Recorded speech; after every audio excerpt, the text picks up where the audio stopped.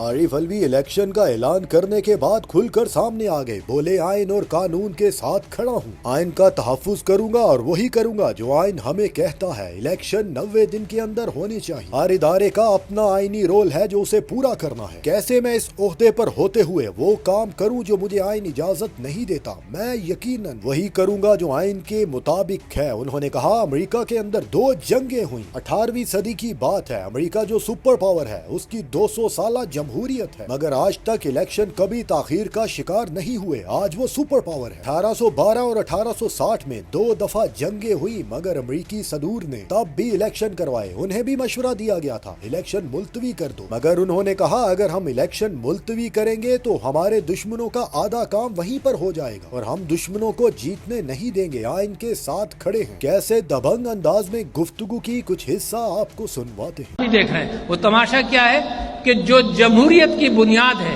انتخابات، اس سے کسی نہ کسی طرح سے گریز کیا جائے۔ تو جو میں نے خط لکھا اس خط کے اندر میں نے مثال دی کہ سب سے پرانی جمہوریت دنیا کے اندر یقیناً برٹن کے اوپر دیکھا جاتا ہے، that was an elitist democracy, وہ امریکہ کی ہے آج کل 200 سال پرانی، 250 سال پرانی۔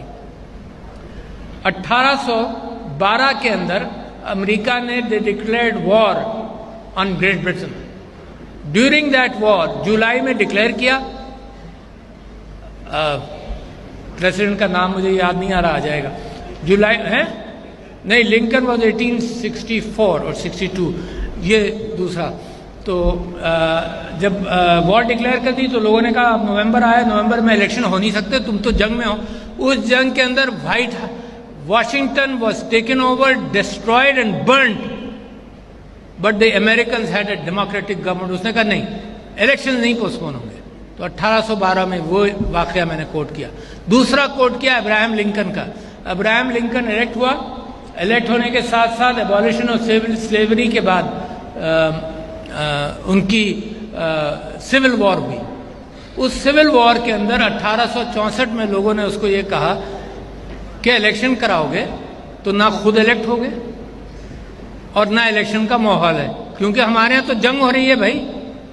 اس نے کہا اس جمہوریت کی بنیاد پر میں کھڑا ہوں، اگر الیکشن نہیں کراؤں گا کوئی بات نہیں، میں نہ ہی الیکٹ ہوں، میں الیکشن کراؤں گا۔ جب الیکٹ ہو گیا تو he made a statement in a speech the second day after the election and he said کہ امیجن کرو کہ یہ ریبیلینس کی وجہ سے، ان دہشت پھیلانے والوں کی وجہ سے اگر ہم الیکشن نہیں کرتے تو ان کی تو آدھی جیت ہو گئی تھی، کہ انہوں نے اس ملک کو مجبور کر دیا کہ جمہوریت کا راستہ چھوڑو اور انتخاب کا راستہ چھوڑو۔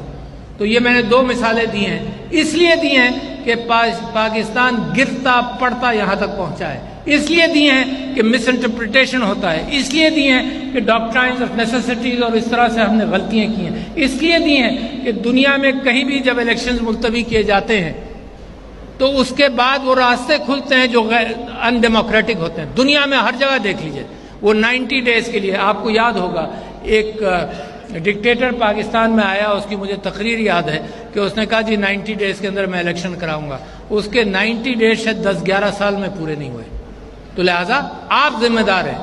I am speaking to the people of Pakistan who should uphold the dignity, the constitution, the determinations which you have made, which your fathers have made۔